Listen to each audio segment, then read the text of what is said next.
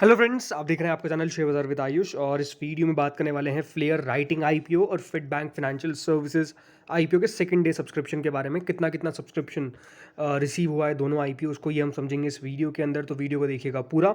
उससे पहले अभी तक अगर आपने चैनल को सब्सक्राइब नहीं किया है तो चैनल को ज़रूर आप सब लोग सब्सक्राइब भी कर लीजिएगा। सो फ्रेंड्स, फ्लेयर राइटिंग से शुरू करेंगे। फ्लेयर राइटिंग का आज सेकंड डे था और सेकंड डे कंप्लीट हो चुका है। 24 नवंबर यानी कल ये इशू क्लोज हो जाएगा।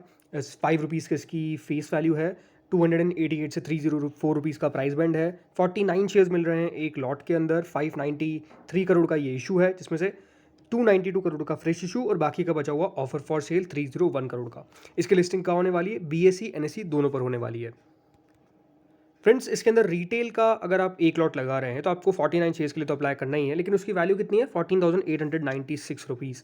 अगर आप 13 लॉट्स के लिए अप्लाई करना चाहते हैं, जो मैक्स होता है रिटेल के अंदर, उसके लिए आपको 1,93,648 रुपीज़ पे करने पड़ेंगे। बट अगेन क्योंकि देखिए आईपीओ ऑलरेडी ओवर सब्सक्राइब हो चुका है, तो मैं आपको यही कहूँगा कि रिटेल में अगर आप लगा रहे हैं तो एक ही लॉट लगाएं, क्योंकि उससे ज़्यादा आपको मिलेगा भी नहीं। तो एक ही लॉट लगाएंगे तो आपको ज़रूर मतलब अगर आप 13 लॉट लगा रहे हैं तो चांसेस कुछ भी नहीं है कि आपको 13 के 13 लॉट मिलेंगे। एक ही लॉट मिलेगा बेसिकली, तो एक ही लॉट ज़्यादा लगाना प्रेफरेबल होता है।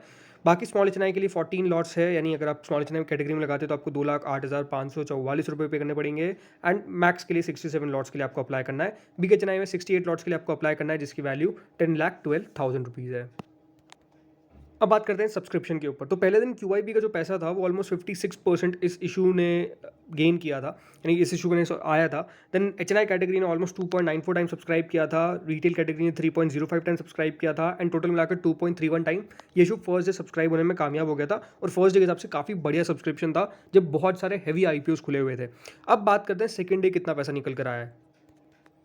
तो second day no doubt first day से काफ़ी बढ़िया रहा है। क्यूआईबी पोर्शन फुली सब्सक्राइब हो चुका है 1.43 टाइम्स। कुल मिला के क्यूआईबीज़ ने अभी तक इस इशू के अंदर 169 करोड़ रुपीज़ लगा दिए हैं। कुल मिला के क्यूआईबीज़ को 39 लाख शेयर्स ऑफर किए गए थे। ऑलमोस्ट 56 लाख शेयर्स के लिए एप्लीकेशन जो है वो क्यूआईबीज़ की आ चुकी है। तो एक बहुत अच्छा रिस्पॉन्स है। कल आखिरी दिन है, कल अच्छा पैसा आने की उम्मीद पूरी पूरी है।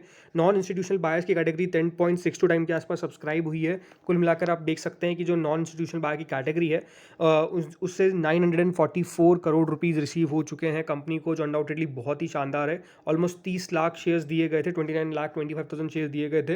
एंड 3 करोड़ 10 लाख शेयर्स के लिए बिड आ चुकी है। बिग एचएनआईज ने 9.21 टाइम सब्सक्राइब किया है। एंड स्मॉल एचएनआईज ने 13.43 टाइम इस इशू को अभी तक सब्सक्राइब कर दिया है। तो इसमें कोई डाउट नहीं है कि काफ़ी बढ़िया तरीके से जो सब्सक्रिप्शन है वो बेसिकली रिसीव होता हुआ नज़र आ रहा है। काफ़ी बढ़िया सब्सक्रिप्शन हम कह सकते हैं। हर एक कैटेगरी अभी भी इस आईपीओ के अंदर लगा रही है। नो डाउट इतने सारे आईपीओ खुले हुए हैं, बट डेफिनेटली रिटेल हर एक आईपीओ के अंदर पार्टिसिपेट करता हुआ नजर आ रहा है। अब रिटेल ने कितना पैसा लगाया, चलिए ये देख लेते हैं। तो रिटेल कैटेगरी 7.58 टाइम के आसपास सब्सक्राइब हो चुकी है। कुल मिला के आप देख सकते हैं 1570 करोड़, यानी सबसे ज़्यादा पैसा अभी तक रिटेल की तरफ से आया है इस इशू के अंदर। मेजरली देखिए मिलेगा तो कुल मिला के जितने शेयर्स है उतने ही लोगों को, लेकिन अनडाउटेडली सब्सक्रिप्शन की अगर बात करें तो काफ़ी बढ़िया है। 68 लाख शेयर्स के लिए ऑफर किया गया था, लेकिन 5 करोड़ 17 लाख शेयर्स के लिए एप्लीकेशन आ चुकी है। एंड टोटल मिलाकर अगर आप देखेंगे जो इशू है वो 6.47 टाइम के आसपास सब्सक्राइब हो चुका है। एंड कुल मिलाकर हम कह सकते हैं कि 2687 करोड़ रुपीज़ कंपनी ने रिसीव कर लिए हैं, जो दिखाता है कि डेफिनेटली एक बहुत ही बढ़िया पेडिग्री की कंपनी है जो अच्छा खासा सब्सक्रिप्शन भी रिसीव कर रही है। अगला आईपीओ है फिट बैंक फाइनेंशियल सर्विसेज का, फिट फीना कहते हैं इसको। इस इशू का दोस्तों आखिरी दिन कब है? कल ही है। 10 रुपये की इसकी फेस वैल्यू है। 133 से 140 रुपीज़ का इसका प्राइस बैंड है। 107 शेयर्स कंपनी ने दिए हैं एक लॉट के अंदर। 1092 करोड़ का दोस्तों इस आईपीओ का साइज़ है, जिसमें से फ्रेश इशू है कुल मिला के 600.77 करोड़ का, और बाकी का बचा हुआ ऑफर फॉर सेल है 492.26 करोड़ का। इसमें कंपनी ने अपने एम्प्लॉयज़ के लिए 10 रुपये पर शेयर का डिस्काउंट भी रखा है। दोस्तों बीएसई एनएसई दोनों पर इसकी लिस्टिंग होने वाली है। ये बात भी ध्यान रखिएगा, ये जो एम्प्लॉय डिस्काउंट है किसको मिलेगा? जो फिट बैंक फाइनेंशियल सर्विसेज के एम्प्लॉय है, खास तौर पर ध्यान रखिएगा। काफ़ी लोग समझ लेते हैं कि अगर हम एम्प्लॉय हैं तो क्या हम लगा सकते हैं? बिल्कुल नहीं। अगर आप फिट बैंक फाइनेंशियल सर्विसेज में काम करते हैं then you are going to be eligible for this IPO under the employ category. ठीक है। अब यहाँ पर कितना कितना रुपये आपको लगाना है? तो फ्रेंड्स, अगर आप एक रिटेल कैटेगरी में लगा रहे हो तो आपको 107 शेयर्स के लिए अप्लाई करना पड़ेगा। कुल मिला के 14,980 रुपीज़ का एक लॉट है। रिटेल में मैक्सिमम आप 13 लॉट्स के लिए अप्लाई कर सकते हैं। स्मॉल एचएनआई फिर आपको अगर आपको लगाना है तो 14 लॉट्स के लिए अप्लाई करना पड़ेगा। कुल मिला के 2,09,720 रुपीज़। स्मॉल एचएनआई मैक्स में आपको कुल मिला के 9,88,680 रुपीज़ पे करने पड़ेंगे।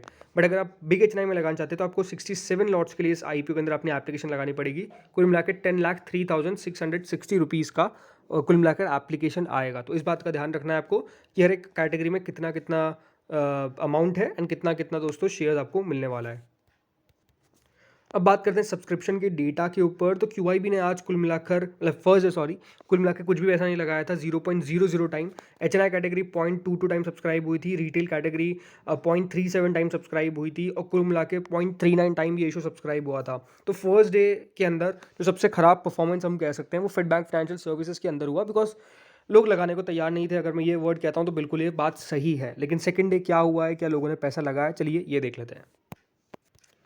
सेकंड डे दोस्तों बिल्कुल QIBs ने अपना खाता तो खोला है, कुल मिला के 56% QIBs ने लगा दिया है। मेरे लिए देखने वाली बात कल यही होगी कि QIBs कितना पैसा लगाते हैं, क्योंकि QIBs मेजरली देखिए लॉन्ग टर्म के लिए भी लगाते हैं। फेडबैक फाइनेंशियल सर्विसेज खराब कंपनी नहीं है, बट वैल्यूएशन वाइज कंपनी अभी अच्छी नहीं है। इस बात का आपको ध्यान रखना है, डिफरेंस कि वैल्यूएशन एंड डेफिनेटली कंपनी कैसी है। ये कंपनी बढ़िया है, ये बढ़िया फाइनेंशियल कंपनी है, बट प्रॉब्लम का है, प्रॉब्लम है अंडर द वैल्यूएशन। वो एक सबसे इंपॉर्टेंट कंसर्न है, इसीलिए QIBs का पैसा नहीं आया अभी तक, मात्र 121 करोड़ लगाए।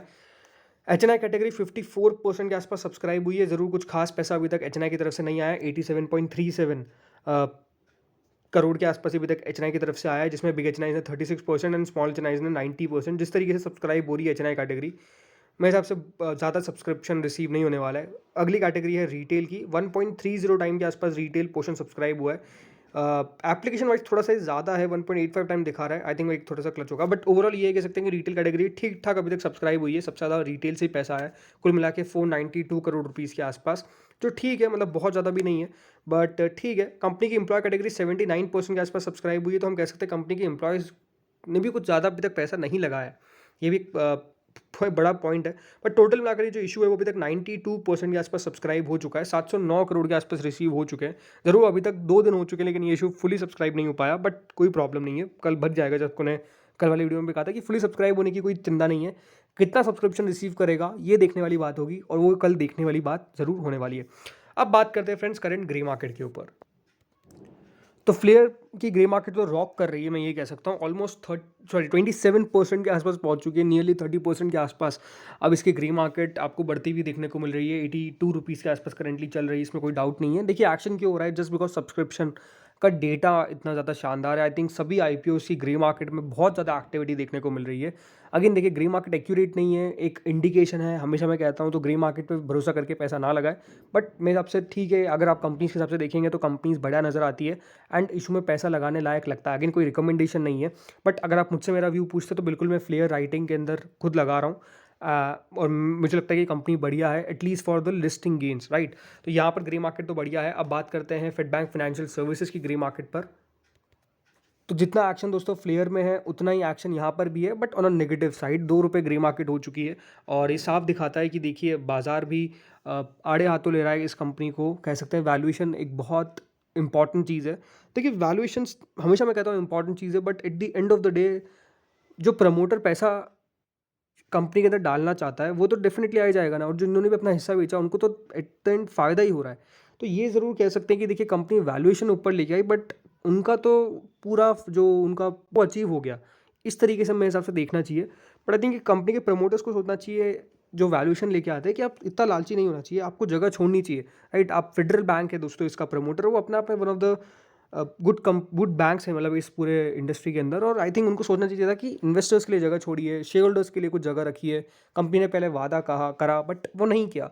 आई थिंक ये चीज़ें हैं जो मेरे हिसाब से बाद में कंपनी के ऊपर बैकफायर करती है। वो ये देखने को जरूर मिल रहा है कि इसकी ग्रे मार्केट इतनी है, बट जैसा मैंने बताया कि एंड गोल जो है उनका वो तो फुलफिल हो रहा है, इसमें भी कोई डाउट नहीं है। तो इस वीडियो में इतना ही था। बाकी आप लोग क्या कर रहे हैं दोनों IPOs में कमेंट सेक्शन में जरूर बताइएगा। Thank you friends for watching this video.